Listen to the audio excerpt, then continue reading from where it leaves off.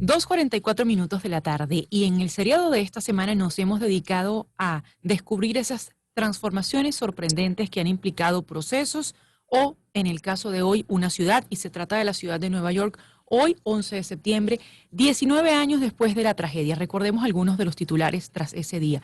En el Daily News es la guerra. En el Boston Globe, por ejemplo, se decía nuevo día de infamia. Chicago Tribune, nuestra nación vio al diablo, pero hoy, 19 años después, ¿qué fue lo que hizo la ciudad de Nueva York para hacer justamente no olvidarse de esa tragedia, no tener las Torres Gemelas y tener la denominada Zona Cero? ¿Cuáles fueron las transformaciones que vio Nueva York, no solo desde el punto de vista urbanístico, sino también desde el punto de vista social? Para hablar de este tema, saludamos a esta hora a Celia Mendoza, quien es periodista de La Voz de América en la ciudad de Nueva York, y a Mauricio Bianchi Mattioli, quien es urbanista. Bienvenidos a ambos, ¿cómo están? Bienvenidos.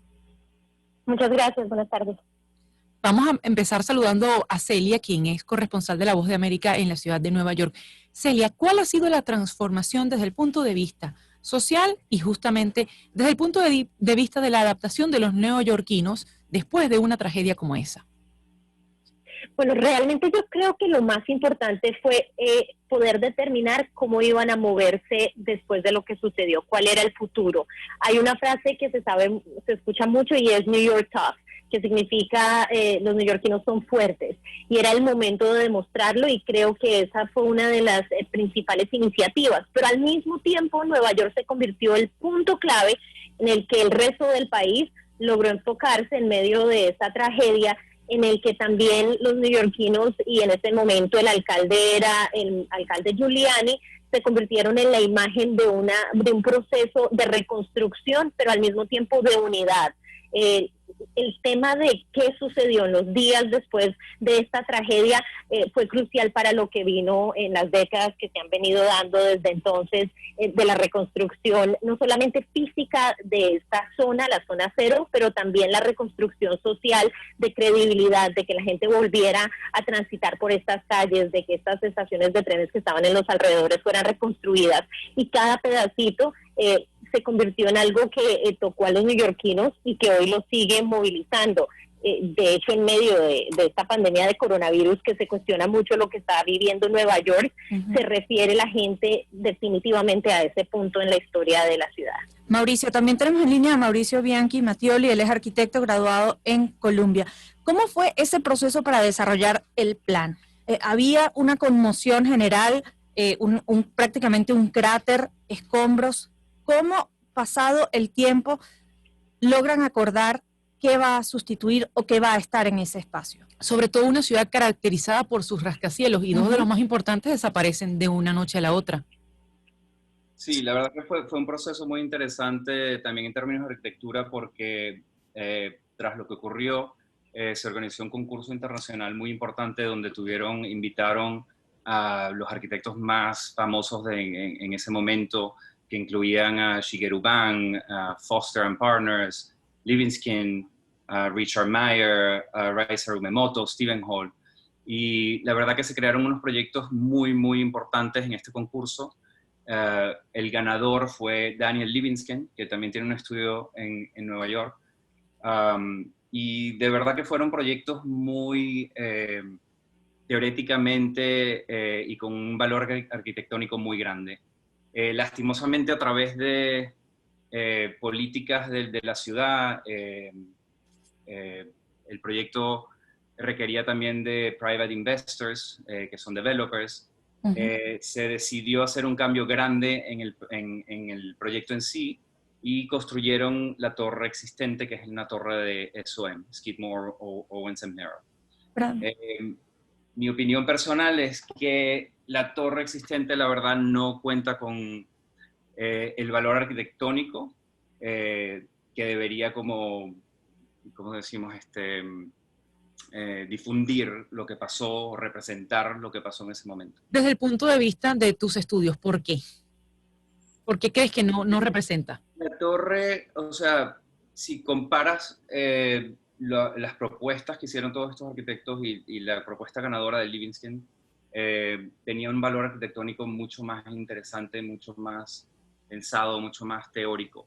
a la torre existente. La torre existente representa una torre que, digamos, cae en lo que definimos como modernismo, que ya no, o sea, no tiene un valor muy importante. Es una torre que es totalmente de vidrio, geométricamente también es muy básica, y había una oportunidad importante de generar algo que tuviese un valor arquitectónico y que representara al país y a lo que sucedió de otra manera. Celia, Eh, ajá, no, continúa. no, no, no. Celia, te quería preguntar, porque también tenemos comunicación con Celia Mendoza, ella es periodista y corresponsal de La Voz de América en Nueva York. Uno quizás de los retos más importantes es el lugar para rendir tributo, es decir, estamos hablando de un lugar en el que, producto de estos atentados, fallecieron 3.000 personas. ¿Cómo fue aceptar el que volvieran o iniciaran las obras allí desde el punto de vista de todos los dolientes? Fue extremadamente difícil y yo creo que ahí viene el punto de qué hacer con el lugar, cómo manejarlo, porque esto además se da entre varias administraciones. El alcalde Giuliani, eventualmente llega Michael Bloomberg. Lo que mencionaba el invitado es realmente Mauricio. cierto, esta idea de Mauricio, así es, realmente la conexión entre el trabajo de la empresa privada y las organizaciones sin ánimo de lucro y el gobierno, no solamente el local, pero también el federal, volver a reconstruir fue muy difícil debido a que, recordemos, primero había un gran número de desechos que tuvieron que ser removidos, cuerpos que tuvieron que ser encontrados. Por mucho tiempo hubo demandas enormes, en especial aquellas en las que se estaba pidiendo que no se hiciera movilización de los restos. La mayor parte de estos fueron trasladados eventualmente hasta Staten Island, donde se llevaron algunos de los desechos, donde obviamente se llevaron a cabo también estudios forenses para determinar, había personas desaparecidas que duraron desaparecidas por mucho tiempo, y hay que recordar que existe este respeto de cómo se maneja esta zona, que ahora, por más de que se haya hecho limpieza, podían haber restos de familiares, de seres queridos. Para los neoyorquinos fue difícil, eventualmente, como decía, se convirtió en una pelea legal que también retrasó cómo se movía la estructura de este proyecto, que incluye la torre, que es la torre más conocida, una de las más altas, pero también estas dos piletas de agua con los nombres incrustados, y el tema del museo fue muy especial, porque inclusive algunas de las metales retorcidos están dentro de este museo, que es casi por debajo de la superficie en esa zona, y eventualmente también se crea este lugar que ahora es un centro comercial, y el área donde también está la estación de trenes, que es el Oculus, que es otro de las estructuras que se crean allí, un poco más interesante visualmente en esta zona, pero fue muy largo el proceso, muchas peleas, mucho dolor, y en especial durante esos primeros 10 años, donde hubo muchas cuestionamientos de cómo se iba a adelantar y cómo se iba a financiar todo esto, teniendo también muy en cuenta las sensibilidades de las víctimas y de los familiares de las víctimas. Conversamos también con Mauricio Bianchi Mattioli, quien es arquitecto graduado en Columbia, además es profesor de diseño en esa universidad. Mauricio, tú tenías algunas diferencias con lo que fue ese proyecto y la concesión, no es el nombre, ¿cómo se dice? La licitación que se le dio, pero ¿sientes que ese proyecto no combina con la ciudad de Nueva York? No, no se trata de que combine con la ciudad, no, me parece que existía una oportunidad de hacer algo, otra vez, que tenga mucho más valor. O sea, la parte urbanística es muy importante también. Me parece que la parte urbanística del proyecto es muy interesante. Las fuentes que nombraba Celia también, como un parque, funciona muy bien en la zona, pero la torre en sí, o sea, si lo vemos históricamente también, las torres originales de Yamasaki eran unas torres muy importantes, o sea, en términos de desarrollo tecnológico, de estructura, de diseño, en la época se crearon en el año 73, eran unas torres muy importantes que requirieron también muchísimo trabajo, o sea, toda la tierra que se sacó de ahí se utilizó para extender la isla, y representaban un momento histórico en la arquitectura y también en la economía de Estados Unidos y todo eso. Y lo que me parece a mí ahora es que esta torre, después de hacer un concurso tan importante y después de todas estas propuestas que fueron muy importantes, la torre no representa lo que debería haber representado. O sea, perdieron una oportunidad muy importante en ese momento. En términos de la conexión que puede haber, porque si algo tiene Nueva York es esa relación de quienes viven en la ciudad con la ciudad como tal. Hoy por hoy, ese Ground Zero, la zona cero, en donde antes estaban las Torres Gemelas, ¿guarda esa conexión, ese arraigo con los neoyorquinos? Como en su momento eran, por ejemplo, las Torres Gemelas. Me parece que hay una desconexión entre la torre y la parte, el contexto de la ciudad. Sobre todo en la parte del Financial District, que es muy denso. Esta torre crece directamente desde el suelo y no hay una conexión, digamos, entre lo que se llama la acera y la fachada del edificio, que es muy importante para Nueva York. O sea, la ciudad, la relación entre la persona que está caminando y la torre o cualquier tipo de edificio es muy importante.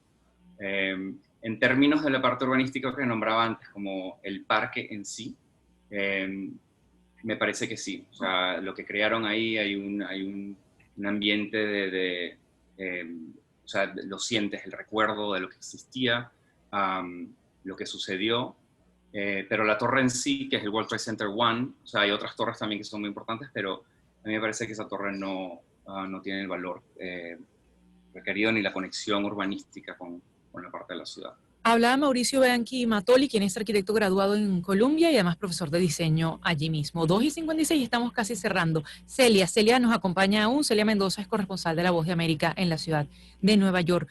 A pesar de esas demandas, ¿nunca se pensó justamente en emular lo que allí mismo se había destruido? Toda vez que tú utilizabas un eslogan que representa a los neoyorquinos, que es como Fuerza Nueva York. New York Tough.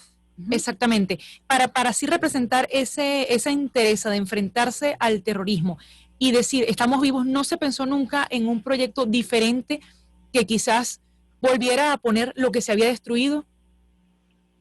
Realmente no lo quisieron hacer y esto definitivamente fue un debate y una idea de, ok, vamos a reconstruir lo que se dañó, pero lo que querían también era mantener esa idea de que estamos honrando a las víctimas y no vamos a reconstruir sobre los restos. Por eso se hacen las piletas y las dos piletas representan cada una de las torres con estas caídas de agua, con la cascada de agua y además de esto los nombres que están grabados allí. Y creo que esa es la razón por la que los neoyorquinos se sienten conectados con esa zona, porque no se colocó arriba de nada, porque se les honró el nombre a esas personas, porque siendo una ciudad como Nueva York extremadamente financiera, económica, donde el terreno vale muchísimo, se sacrificó, si se le pudiera decir de alguna manera, este terreno para que no haya ninguna construcción. Y ahí es donde de pronto lo que mencionaba Mauricio es importante en el tema de la torre. La torre se convirtió hasta cierto punto en diseño, para aquellos que no somos expertos en el tema, en otro de los edificios turísticos de la ciudad de Nueva York. Los neoyorquinos realmente no van a esta torre, es una torre donde hay gente que trabaja, obviamente, hay oficinas, pero es un sitio turístico donde hay cosas especiales, donde inclusive los dueños no son realmente de Nueva York, son inversionistas, que es del dueño de los Dallas Cowboys, es uno de los que puso inversión en esta torre. Y eso obviamente desconecta un poco a los neoyorquinos que están acostumbrados o que buscarían algo mucho más delicado en términos de la arquitectura y que se mantuviera esta estructura.